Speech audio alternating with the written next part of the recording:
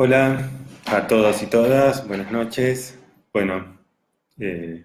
gracias por estar ahí, los que estén del otro lado, y sobre todo muchas gracias a Arturo Rogerio y Jesús Ramírez de Yoica por esta invitación para poder hacer este encuentro virtual particular a las 11 de la noche de Argentina, horario poco habitual para seguir trabajando, pero a las 8 de la noche en México, así que eh, bueno, espero que del otro lado pueda haber eh, gente con la cual poder conversar. Mi nombre es Luis Sanfilippo y voy a intentar hablar hoy sobre la noción de trauma, que es en buena medida uno de los temas que más me interesa y de los que más me he ocupado en los últimos años, ya que fue el objeto de mi investigación doctoral y que derivó en un libro que se llama Trauma, un estudio histórico en torno a Sigmund Freud, y que me va a permitir hoy intentar hablar y compartir con ustedes algunos problemas históricos, pero también algunos problemas clínicos vinculados con la noción de trauma. De alguna manera, la noción de trauma justamente me parece que se inserta en una intersección de estos dos campos que figuran en el título de mi libro y que figuran también en el título que propuse para esta charla de esta noche, que es en la intersección entre historia y psicoanálisis, ¿no? Porque efectivamente, más allá de que son dos campos de mis intereses intelectuales y a los cuales dedico buena parte de mi práctica profesional, eh, me interesa el tema del trauma porque por un lado subraya algunos problemas clínicos que a mí me resultan de relevancia, que se ubican tanto en el campo, vamos a decirlo así, en principio provisoriamente, en el campo clásico de las neurosis de transferencia, pero también algunos problemas clínicos que se ubican en los bordes de las neurosis de transferencia, que señalan por ahí los límites de lo que el campo de la neurosis de transferencia, el campo del fantasma, el campo de las neurosis más tradicionales puede desplegar. O sea, hay un límite, un borde que la palabra trauma a veces sirve para poder nombrarlo o poder intentar abordarlo, esos límites del campo de las neurosis. Pero también la palabra trauma es una palabra que, como dice un historiador norteamericano, Dominique Lacapra, ha devenido una palabra clave en el pensamiento de la cultura occidental contemporánea, sobre todo de la segunda mitad del siglo XX. Porque se ha convertido en un tema que se ha empezado a utilizar para designar algunos acontecimientos de relevancia de la segunda mitad del siglo XX en la cultura occidental, que parecen tener una particularidad que es la de ser acontecimientos pretéritos, pero que no terminan de pasar. O si quieren, para hacer un juego de palabras que en castellano se entiende mejor, unos pasados que siguen demasiado presentes. Por ejemplo, la experiencia de la Shoah, por ejemplo, la experiencia de las dictaduras en varios países latinoamericanos, por ejemplo, la experiencia del apartheid en Sudáfrica, son experiencias colectivas para las cuales se ha empezado a utilizar la palabra trauma como una noción que permitiría dar cuenta de algunas particularidades de la temporalidad de esas experiencias eh, y de las dificultades que traen los historiadores para abordar ese tipo de experiencias colectivas. Entonces, efectivamente, como intentaba decirlo antes, bueno, trauma es una palabra clave que permite situar algunos problemas clínicos de relevancia para la práctica psicoanalítica, pero para la práctica clínica también más en general, que es más allá del psicoanálisis, obviamente, y también algunos problemas históricos importantes para el pensamiento de la cultura occidental. En torno a esta palabra clave que es trauma, uno puede decir que aparecen como un nudo de problemas que voy a intentar desplegar charla, conferencia del día de hoy, y que en todo caso, bueno, como existe la posibilidad de que ustedes puedan hacerme algunas preguntas, si quieren ir enviándomelas, yo voy a tratar de responderlas en la medida que vaya leyéndolas, o algunas por ahí retomándolas hacia el final. Pero si podemos tener una interlocución sería mucho mejor, así no me quedo hablando solo a altas horas de la noche. Pero antes de meterme un poco con los problemas más específicos que me gustaría abordar, algunos más superficialmente, solamente mencionándolos, otros por ahí deteniéndome un poco más en detalle, quisiera señalar algunas generalidades respecto de la noción de trauma, ¿no? La primera que quiero subrayar es que en realidad tendría que hablar en plural. No existe una noción de trauma, sino más bien hay nociones de trauma. Porque la palabra trauma parece designar menos un concepto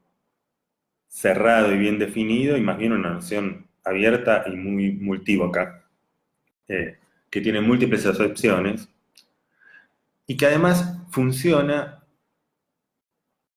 no como un objeto que existiría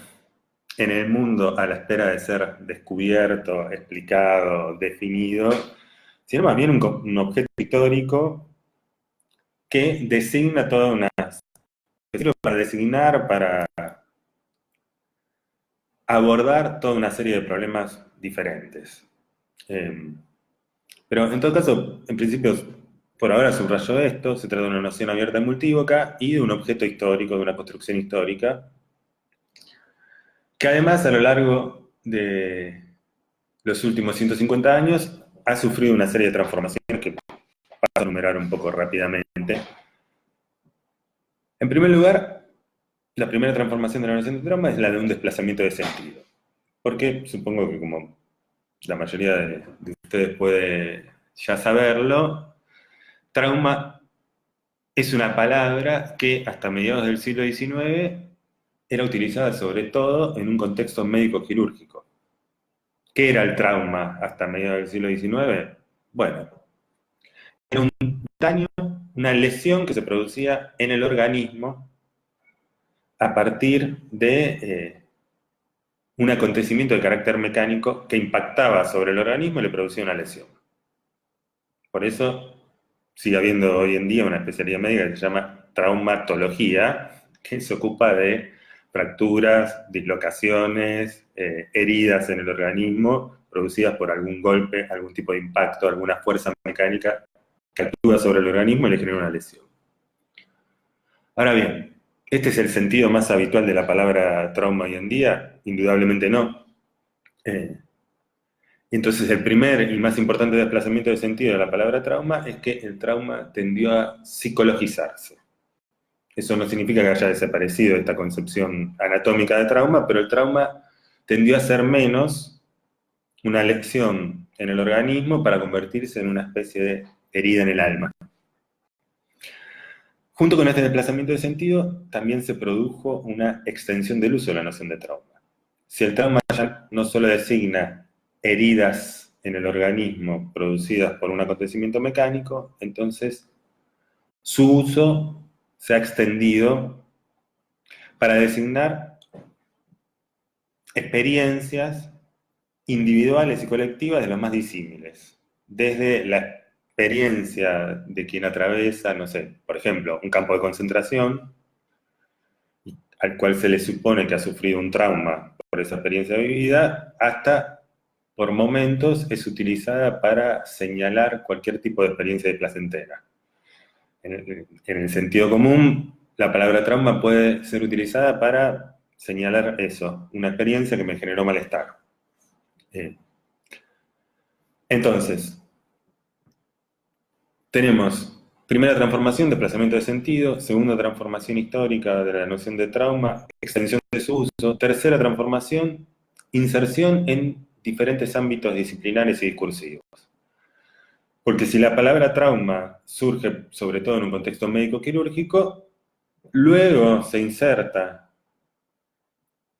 en el campo de la psicología, o más específicamente, si quieren, en el campo de la clínica de las neurosis, podríamos llamar el campo de la clínica de la neurosis, pero también la palabra trauma tiene un uso muy extendido en el campo jurídico, por ejemplo, en la delimitación que se necesita establecer en el ámbito jurídico a través de pericias médico-psicológicas de el daño psíquico sufrido por alguna persona que está reclamando algún tipo de reparación por una experiencia vivida, o, como señalaba en un principio, también en el campo de la historiografía, en el campo de la historia del pasado reciente, se lo suele utilizar para designar el efecto de ciertos acontecimientos colectivos que continúan siendo presentes. Al mismo tiempo, la palabra trauma ha logrado en los últimos años un alto grado de institucionalización. ¿Qué quiero decir con esto? Que en torno a una noción de trauma se han establecido categorías nosográficas nuevas y específicas, como el trastorno por estrés postraumático en el Manual de Clasificación Diagnóstica de la Asociación Psiquiátrica Norteamericana, el DSM, o determinadas asociaciones, sobre todo en los Estados Unidos, pero no solamente, en buena parte del mundo occidental, en asociaciones de psiquiatras, de psicólogos, incluso de psicoanalistas, existen capítulos, existen instituciones vinculadas con el estudio del trauma. Hay revistas específicas para tratar determinado tipo de padecimiento que estarían vinculados a la noción de trauma. Bueno, lo cual da cuenta de un gran reconocimiento institucional de la noción de trauma, que por todo lo que estoy diciendo, obviamente, quizás vale la pena aclararlo por las dudas, da cuenta de una noción que no es estricta ni exclusivamente psicoanalítica, lo cual no significa que en el interior del psicoanálisis no haya muchos problemas anudados a la noción de trauma y que dentro del campo psicoanalítico la noción de trauma haya aparecido en la obra de muchísimos autores y ocupa un lugar central, sobre todo, y particularmente con quien me voy a ocupar hoy, en distintos trabajos de distintos momentos de Sigmund Freud. Bueno, quisiera ahora detenerme un poco en la perspectiva desde la cual abordé este problema de la noción de trauma, porque como les adelantaba antes, el título de mi libro es Trauma, pero el subtítulo es Un estudio histórico en torno a Sigmund Freud. Entonces, voy a hacer dos breves comentarios respecto de este subtítulo. ¿Por qué un estudio histórico? Porque la perspectiva de la cual intenté abordar esta noción, si se quiere, en mi doble condición de, por un lado, psicoanalista clínico, que practico el psicoanálisis desde hace casi 20 años, pero también desde mi perspectiva de trabajo como historiador de las disciplinas psi, la perspectiva que elegí para abordar algunos problemas en torno a la noción de trauma es una perspectiva histórica. Y dentro de la historia es una perspectiva que se conoce como historia intelectual. ¿Qué es una historia intelectual? Bueno, es una historia que intenta diferenciarse de dos posiciones contrapuestas dentro del campo de la historiografía, que es, por un lado, el de las historias internas de un campo disciplinario discursivo. ¿Qué son las historias internas? Las historias que reconstruyen las transformaciones de una disciplina o de un campo discursivo, teniendo en cuenta únicamente lo que ocurre en el interior de esa disciplina o campo discursivo. En general son historias como clásicas de historia de las ideas, como por ejemplo, si yo hubiese abordado las transformaciones en la noción de trauma solo guiándome por lo que Freud o distintos psicoanalistas dijeron sobre el trauma.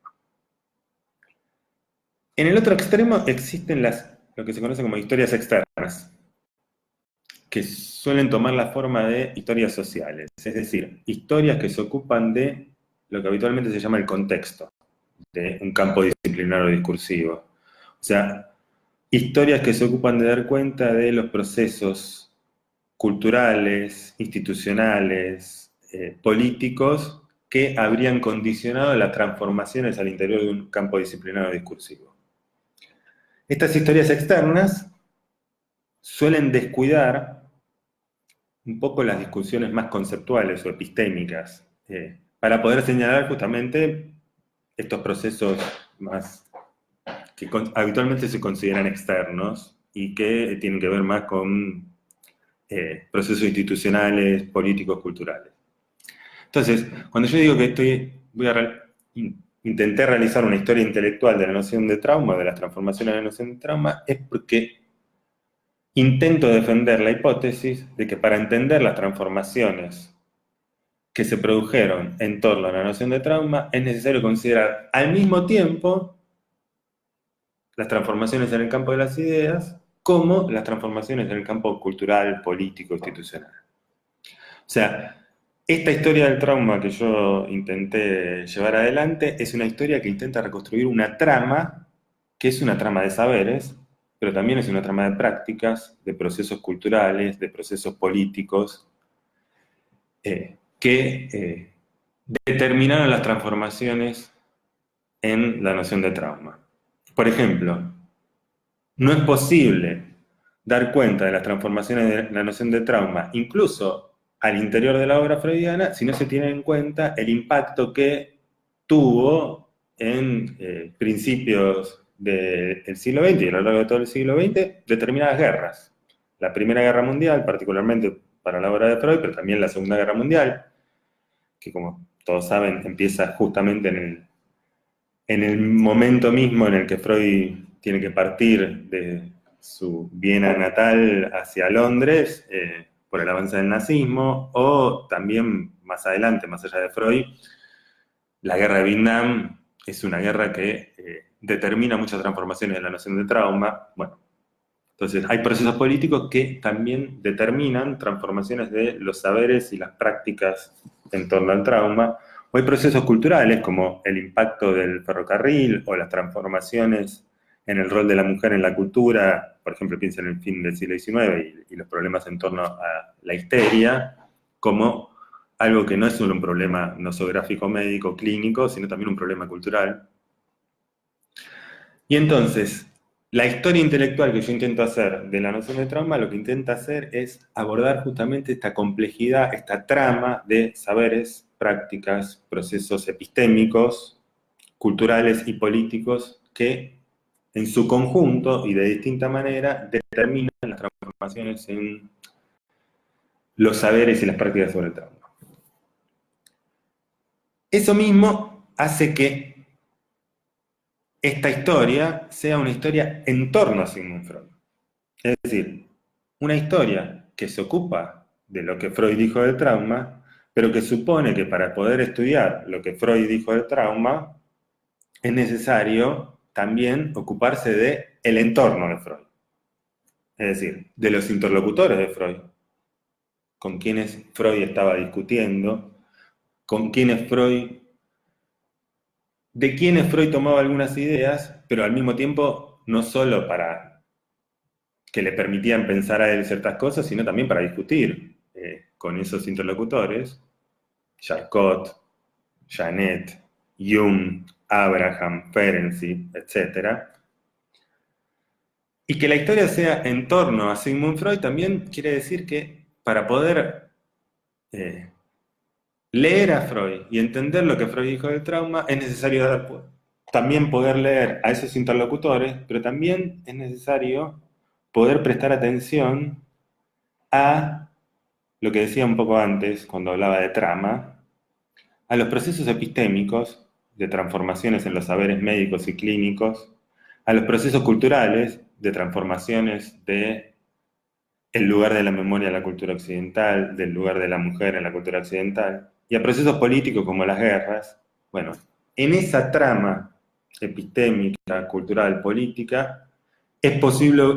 ubicar y leer mejor las condiciones de posibilidad que permitían que para Freud fuera pensable y decible determinadas cuestiones en torno no solo al trauma, sino al psicoanálisis en general. Es decir, por ahí en ese punto intento discutir con un modo de leer el psicoanálisis o abordar el psicoanálisis que suele suponer que uno puede estudiar psicoanálisis solo leyendo los textos de Freud, o los textos de Lacan, o los textos de Winnicott, es decir, textos de psicoanalistas y sobre todo de psicoanalistas consagrados, sin reconstruir la trama de interlocutores con los que esos autores discutían y la trama de transformaciones en los saberes, en la cultura y incluso en los procesos políticos en los cuales cada uno de esos autores vivió y desplegó sus ideas y su práctica. ¿Se entiende? Entonces, todo esto es como una antesala de los problemas que vamos a discutir hoy, pero que intenta señalar una perspectiva de lectura de Freud desde una perspectiva histórica que intente justamente poder leer en Freud las transformaciones de los saberes y las prácticas sobre el trauma a partir de una reconstrucción de una trama de interlocutores y de una trama de transformaciones de procesos epistémicos, culturales y políticos que forman parte del terreno que permitieron que se generaran esas transformaciones en torno a la noción de trauma. También me gustaría decir que eso mismo permite problematizar la figura de Freud y la idea de obra freudiana. Es decir, tanto uno podría decir que la figura de Freud es multívoca, al igual que la noción de trauma. Es decir, no hay un único Freud. El Freud de sus contemporáneos no es el mismo Freud de los postfreudianos, no es el mismo Freud de los lacanianos, no es el mismo Freud de los historiadores del psicoanálisis, no es el mismo Freud de los sociólogos, filósofos que toman algunas de sus ideas o discuten otras. Es decir, no hay un único Freud, o un Freud verdadero al cual habría que volver. Pero también no hay una obra freudiana, o en todo caso, la obra freudiana, que obviamente tuvo mucho impacto en el pensamiento de la cultura occidental, es una unidad ficticia, porque hay distintos momentos de la obra de Freud y Freud no dijo lo mismo en todo tiempo y lugar. De hecho, me gustaría poder llegar a justificar que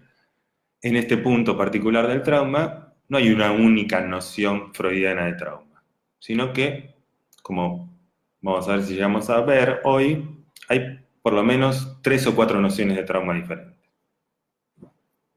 Bueno, dicho estos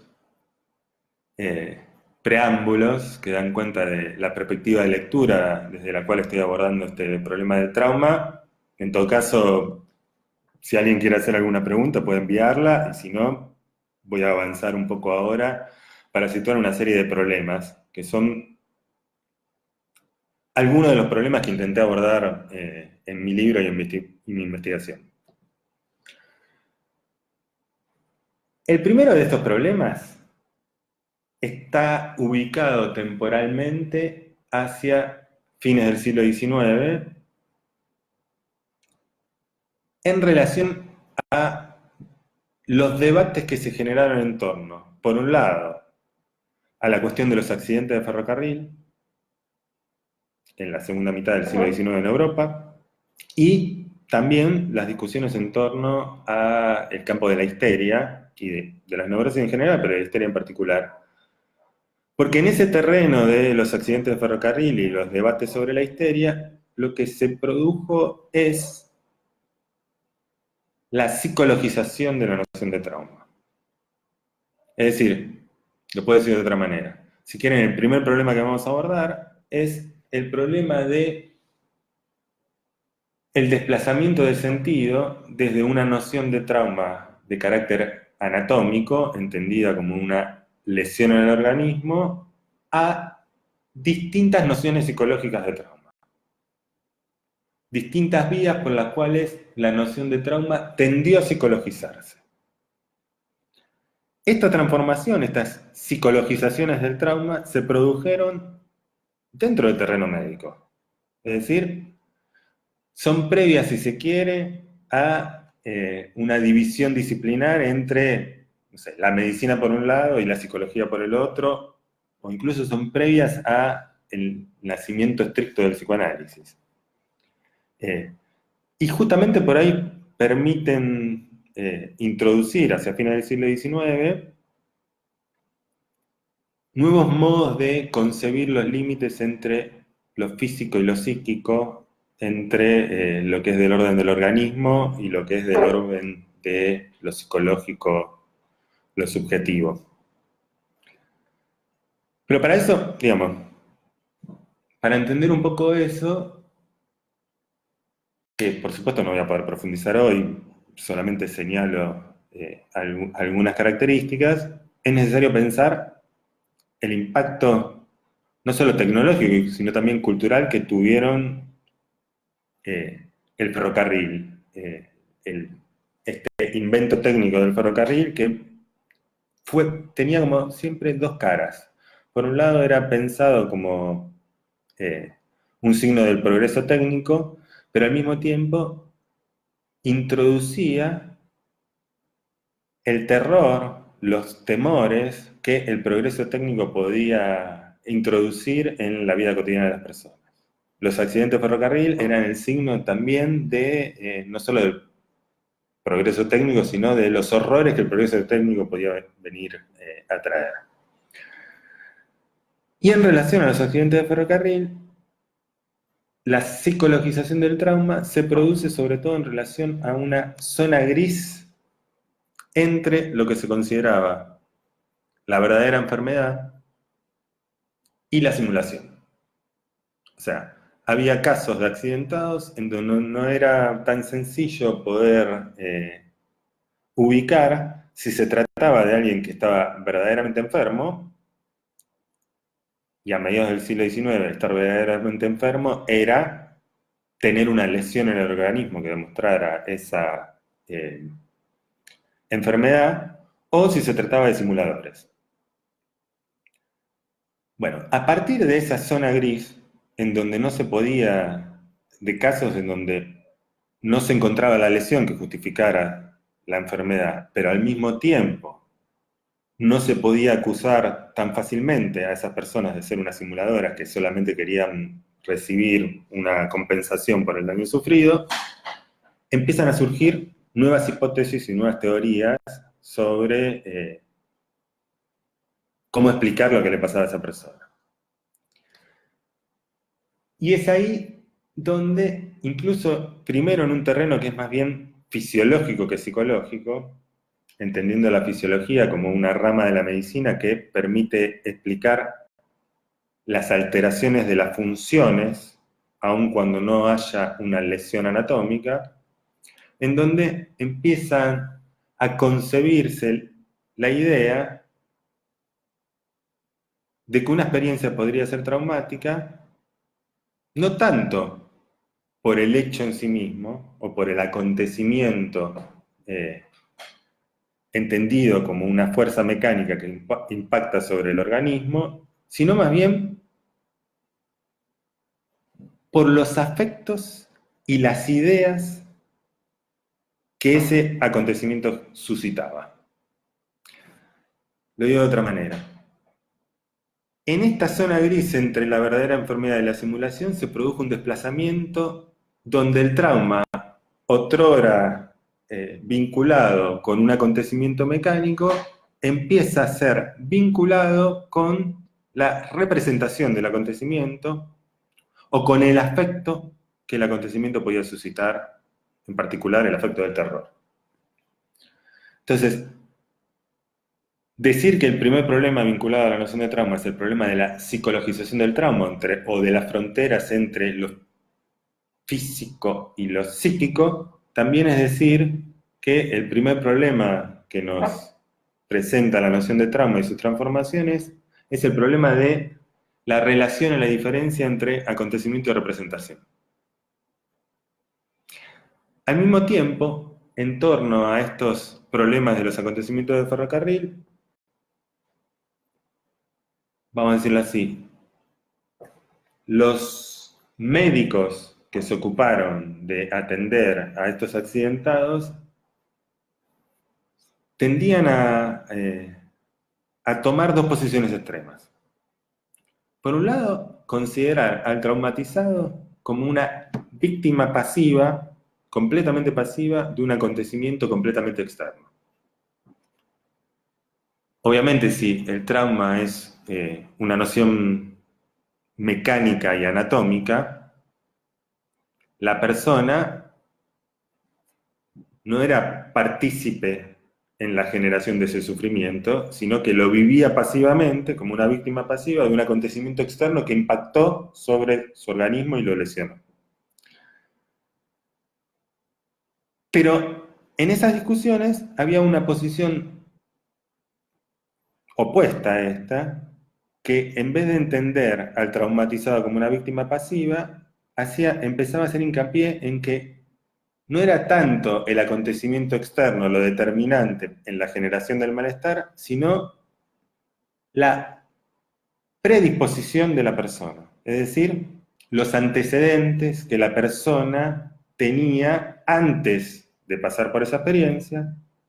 o por la posición que la persona adoptaba después de haber pasado por esa experiencia. O sea, lo digo de otra manera. Si en el primer grupo de médicos la persona era vista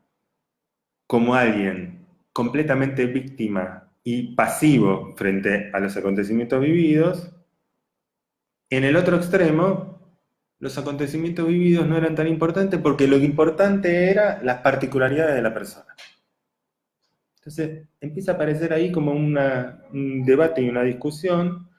en donde los polos opuestos en cómo entender la noción de trauma y cómo entender lo que le pasaba a esta persona se debaten entre unos que piensan a la persona como una víctima completamente pasiva y por lo tanto que lo determinante en el trauma son las condiciones objetivas de la situación, y otro grupo que atribuyen a las particularidades subjetivas de la persona la generación del malestar. Y por lo tanto relativizan el peso que tendrían los acontecimientos por sí mismos. Bueno, cierro este primer problema, o esta primera serie de problemas que se generan en torno a los accidentes de ferrocarril y a la psicologización del trauma, para ubicar un segundo problema, que es el problema de la relación entre trauma y memoria. O sea, hoy en día es habitual concebir que hay una relación que parece intrínseca entre trauma y memoria. Sin embargo, justamente por lo que acabamos de ver antes,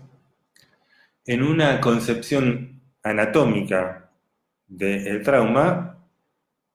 el trauma no era concebido como un problema de memoria o un problema vinculado con la memoria.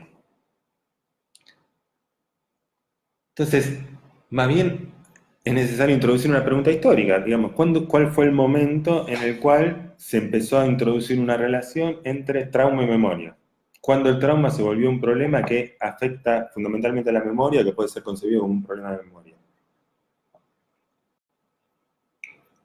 Un problema de memoria, si quieren, lo digo de otra manera, es decir, un problema por el cual experiencias que son del pasado y que parecen tener que ver con recuerdos de experiencias pretéritas, sin embargo, siguen teniendo vigencia en el presente, sea porque son recuerdos demasiado presentes que la persona no puede olvidar y le generan un intenso padecimiento, o sea porque se trata de experiencias que la persona no puede recordar, no puede disponer de los recuerdos de esa experiencia en sus representaciones conscientes, y aún así parece afectarle de alguna manera que podemos concebir como sintomática. Bueno, esta relación entre trauma y memoria es necesario ubicarla hacia fines del siglo XIX, principios del siglo XX, y aparece sobre todo en los primeros trabajos de Janet y de Freud, los trabajos de la última década del siglo XIX de Janet y de Freud. Pero además se da esta relación entre trauma y memoria se da como en un contexto en donde en buena parte del pensamiento de la cultura occidental aparece la pregunta de qué es lo que se conserva del pasado, qué es lo que se conserva de las experiencias, no solo del pasado de la vida de la persona, sino de la experiencia de los antepasados. O sea, vamos a decirlo así, en la cultura occidental, antes de la modernidad, funcionaba la tradición. Es decir, las experiencias que habían servido para ordenar la vida de una generación eran transmitidas a las generaciones venideras y esa tradición viva les permitía a la generación venidera poder ordenar su propia experiencia con lo que habían recibido de enseñanza de las generaciones anteriores. Una de las características que muchos historiadores y filósofos atribuyen a la modernidad es la del proceso de aceleración de los cambios. Una aceleración de los cambios tal que hace que la experiencia de las generaciones anteriores no sirva siempre a las generaciones venideras para poder ordenar qué es lo que se encuentra en la vida de cada uno. Entonces, esto que ahora parece ser un signo de nuestra época, ya era algo que se debatía y se problematizaba hacia fines del siglo XIX, porque hacia fines del siglo XIX, vamos a decirlo así, la tradición estaba puesta en cuestión. Y en ese momento en que la tradición estaba puesta en cuestión, es el mismo momento en el que surgen preocupaciones, vamos a decirlo así, científicas por la memoria. Científicas, médicas, clínicas por la memoria. Es decir, en el mismo momento en que la tradición parece ser relativizada en la cultura occidental, la memoria y la herencia, entendida como lo que se transmite de generación en generación, empieza a ser un problema para distintas ramas del saber en la cultura occidental. Entonces, justamente los primeros trabajos de Janet y de Freud son trabajos en los cuales el lugar de la memoria es central y al mismo tiempo las discusiones sobre el carácter hereditario o no de las neurosis va a ser central.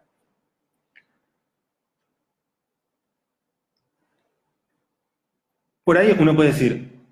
los trabajos de Janet y de Freud tienen en común esa vinculación entre trauma y memoria porque empiezan a considerar que algunos de los síntomas que presentan los pacientes neuróticos pueden tener que ver con el recuerdo de ciertas experiencias del pasado, recuerdo que tienen la particularidad de no aparecer en la conciencia, en el yo consciente de las personas.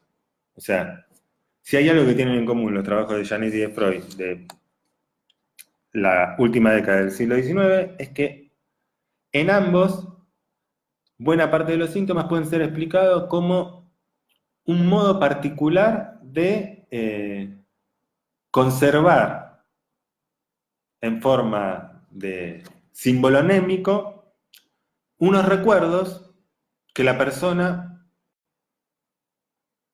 no recuerda conscientemente, no cuenta en sus representaciones conscientes con esos recuerdos. Recuerdos que, en ese sentido, aparecen como escindidos. Están presentes, pero separados del yo consciente. Si ese es un punto en que comparten los trabajos de Janet y de Freud, va a haber dos puntos en los cuales se van a diferenciar. Uno es el cómo conciben esa decisión. En el caso de Janet, bueno, yo intento argumentar en mi libro, trabajando varios textos de Janet, que esa decisión para Janet es en realidad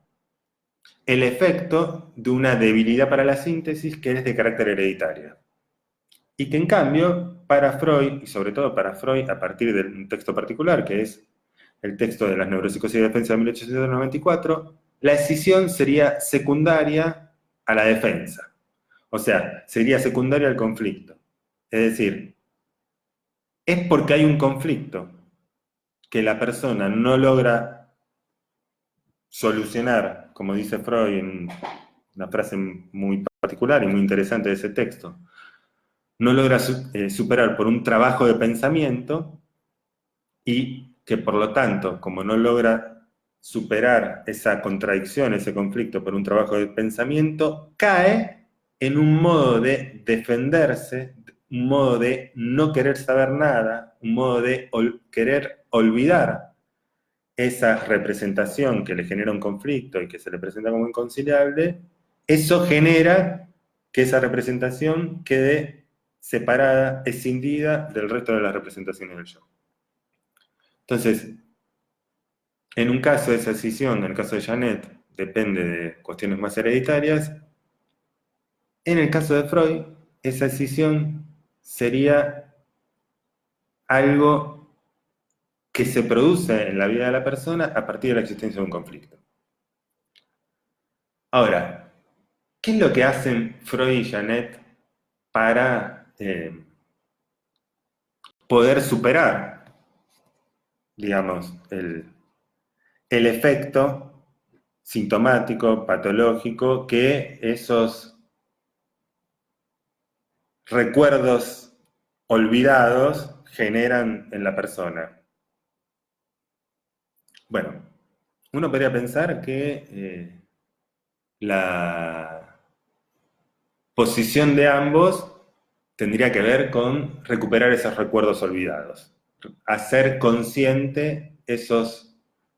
recuerdos que la persona no cuenta en su conciencia. Sin embargo, tanto Janet como Freud coincidían en que en la terapia no basta con recordar. Es decir, que para poder aliviar el malestar, superar los fenómenos patológicos, levantar los síntomas y tener algún tipo de eficacia en la clínica, no basta con propiciar que la persona recuerde esas experiencias que habían llegado a adquirir un valor traumático. ¿Por qué? Porque ambos podían coincidir que hacer hablar a alguien, intentar que alguien recuerde una experiencia traumática de la cual no contaba con un recuerdo consciente hasta ese momento, podía tomar una forma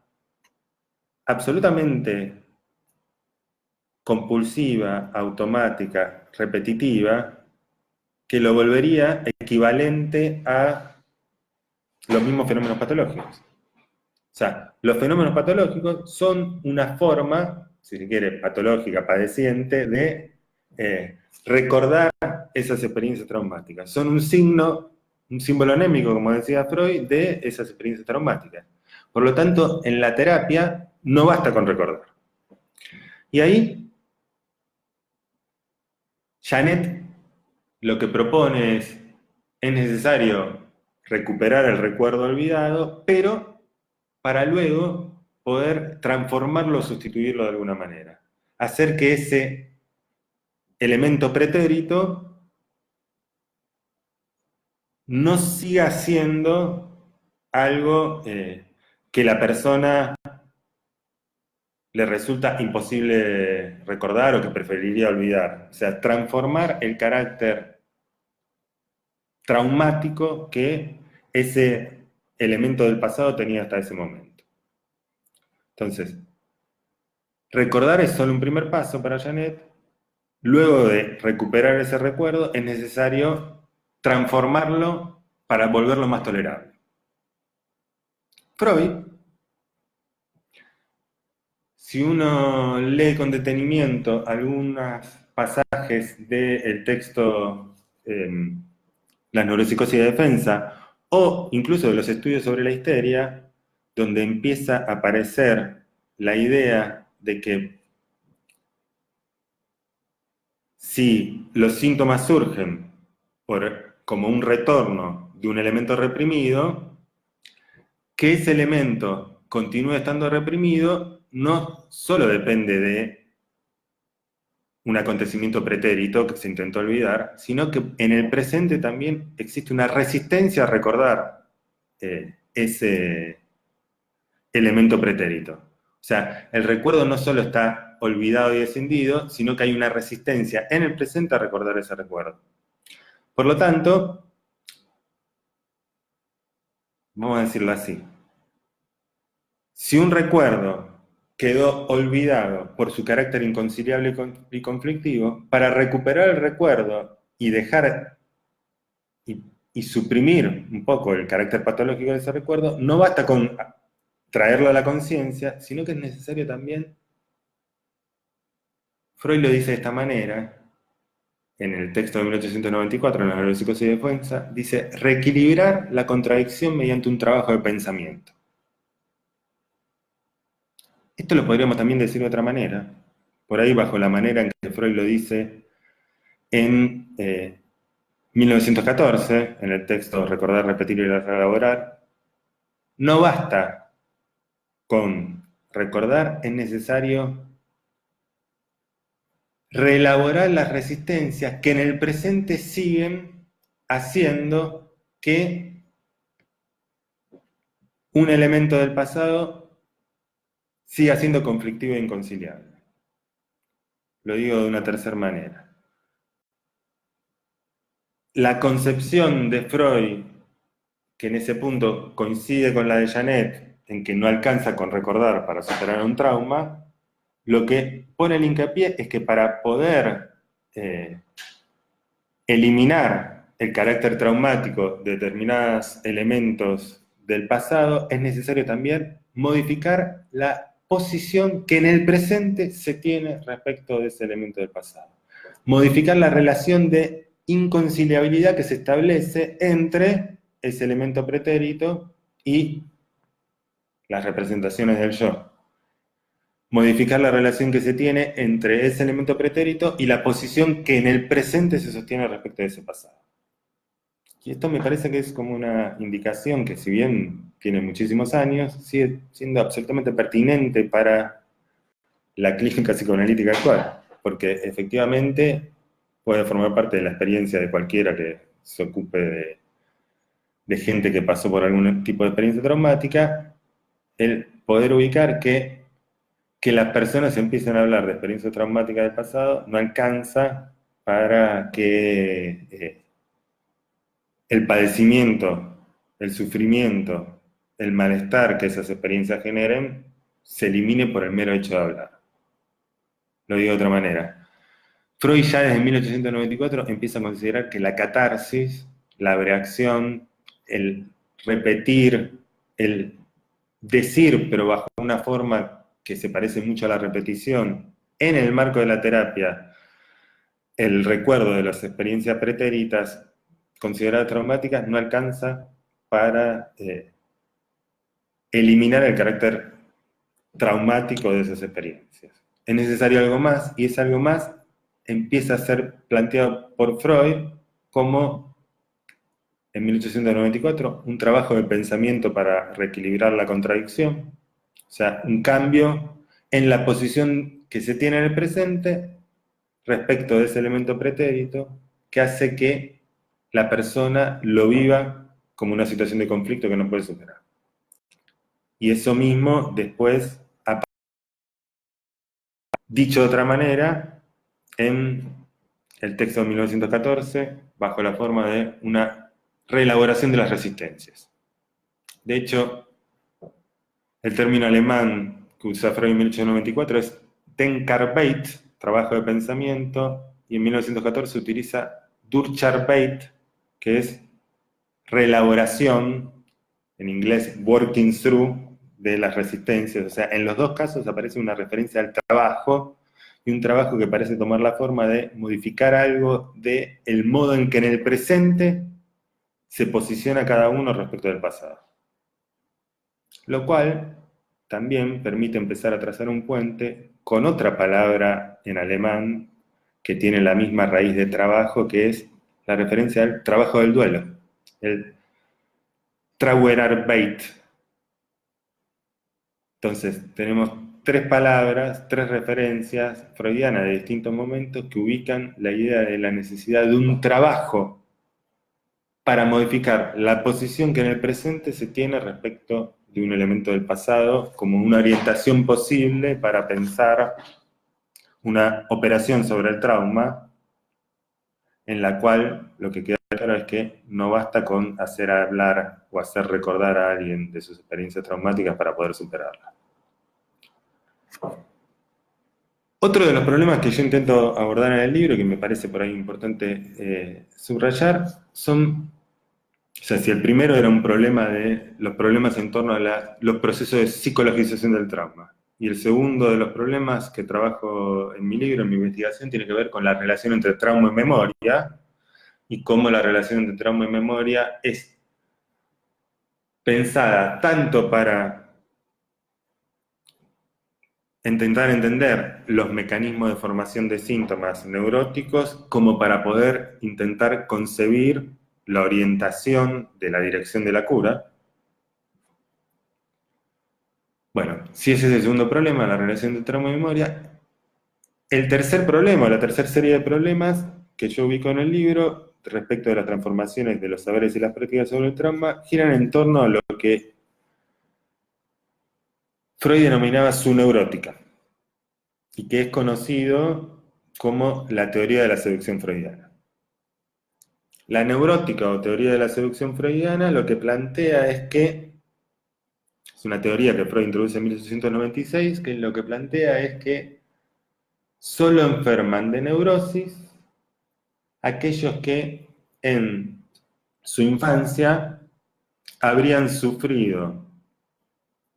una vivencia sexual infantil equivalente a lo que hoy en día denominaríamos un abuso sexual, y que esa experiencia devino traumática y por lo tanto generadora de síntomas patológicos. Bueno, esto es de una manera muy sintética lo que se conoce como la teoría de la seducción freudiana o neurótica freudiana. Ahí en mi libro y en mi investigación lo que intento subrayar son tres problemas asociados con la neurótica freudiana. Por un lado, es la relación entre trauma y etiología o entre trauma y causa. Porque si uno tuviera que definir muy rápidamente qué consistió la neurótica freudiana, cuál era el objetivo que perseguía Freud al escribir su teoría, al presentar su teoría que él denominó neurótica y después fue conocida como la teoría de la seducción, es que fue un intento de Freud de poder discutir con la teoría teológica más predominante de fines del siglo XIX, que era la teoría hereditaria. La teoría neurótica de Freud era un modo de decir, no es la herencia, sino una contingencia vivida en la infancia de las personas, una contingencia que sería de carácter sexual, la que determinaría la producción de la neurosis, y la que haría que algunos enfermen de neurosis y otros no enfermen, y que los que enferman de neurosis, algunos devengan histéricos, otros neuróticos obsesivos. Entonces, es elevar al trauma a la categoría de principal factor etiológico, a la teoría de etiología específica de cada uno de los cuadros de neurosis, intentando desplazar de ese lugar a la herencia. Ahora bien, por ahí en este mini resumen que voy a intentar hacer, una de las primeras cosas que la caída de la teoría de la seducción freudiana, de la neurótica freudiana, tuvo como consecuencia en el pensamiento freudiano, es que la herencia, la herencia volvió a tener un lugar muy importante en los textos de Freud, en la obra de Freud. O sea, si la neurótica fue un intento de desplazar a la herencia del lugar de la causa de la neurosis, cuando Freud debe abandonar su teoría neurótica, y debe abandonar su teoría neurótica no por, como suelen decir las versiones más habituales, no por haber descubierto que todos esos relatos de vivencias sexuales infantiles sean fantasías, sino más bien por otra cosa que es parecida, pero tiene consecuencias muy diferentes, por afirmar que no es posible determinar en muchos de los casos si ese relato se corresponde a una escena efectivamente acontecida o a una fantasía que embellece, desfigura, transforma los hechos vividos. Si es imposible determinar si se trata de un hecho efectivamente acontecido o de una fantasía, entonces Freud no estaba en condiciones de decir que la razón por la cual algunos se enferman de neurosis y otros no es únicamente la existencia de vivencias sexuales infantiles traumáticas. Entonces, si no es posible determinar que todos los que enfermaron de neuróticos y solo los que enfermaron de neurosis son los que vivieron un acontecimiento sexual infantil traumático, entonces la herencia sigue teniendo lugar en la teoría freudiana, y eso lo vemos reaparecer en muchos momentos de la obra freudiana, no solo en la idea de series complementarias, sino también en una idea, que después voy a retomar un poco más, que es la de herencia filogenética. Es decir, la idea de una transmisión transgeneracional de experiencias pretéritas de generación en generación, que es central en textos centrales de la obra de Freud, como Totem y Tabú o Moisés y la religión monoteísta. En segundo lugar, en torno a la neurótica surge una temporalidad particular del trauma, que es la temporalidad nachträglich, de la cual se podría decir muchas cosas. La que me interesa subrayar ahora en este momento a mí es la siguiente. Ese término alemán ha sido traducido en inglés como working through, como deferred action, ¿no? Nachträglich alemán se traduce en inglés como deferred action, o sea, acción diferida. Y en francés como après coup. De alguna manera, en esas traducciones se produce una especie de, como en toda traducción, de traición. Porque en el deferred action está subrayado una dirección prospectiva. O sea, sería una acción diferida. Sería elementos que son del pasado y que determinan el presente en una dirección que sería prospectiva. En cambio, en el après-coup, lo que está subrayado es una dirección retrospectiva. No cómo los elementos del pasado determinan el presente, sino cómo desde el presente se resignifican los elementos del pasado. Y la verdad es que, por ahí lo que yo intento justificar, que es, en los textos freudianos están subrayadas ambas direcciones. El nachträglich freudiano y esa temporalidad del trauma sería una temporalidad que es al mismo tiempo prospectiva y retrospectiva. Es decir,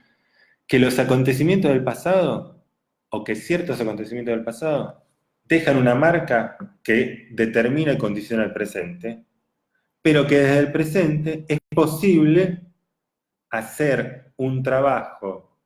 de transformación de esos elementos pretéritos de manera tal de que cambie el valor de esos elementos. Por ejemplo, haciendo que elementos que en su momento fueron anodinos se vuelvan traumáticos, o al revés, haciendo que determinados elementos que